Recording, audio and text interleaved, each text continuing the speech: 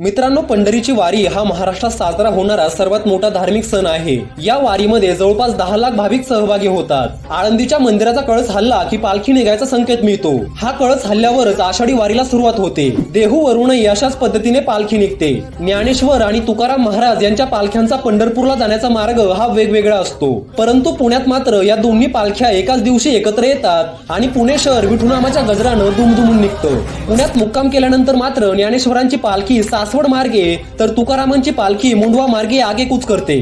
संत ज्ञानेश्वरांची पालखी पंढरपूरला घेऊन जाण्याचे काम महाराष्ट्रातील खिल्लारी बैलांकडे असतं। गावोगावी येणाऱ्या दिंड्यांचे त्या गावातील सरपंच आणि प्रतिष्ठित व्यक्तींकडून स्वागत केलं जातं। त्यानंतर आषाढी एकादशीच्या आदल्या दिवशी दोन्ही पालख्यांचे वारकरी पंढरपूर जवळील वाखारी या गावामध्ये एकत्र येतात आणि तेथे शेवटचं रिंगण पार पडतं आणि दुसऱ्या दिवशी पांडुरंगाचं दर्शन घेऊन आपल्या वारीचं सार्थक झाल्याचं समाधान प्रत्येक वारकऱ्याला मिळतं।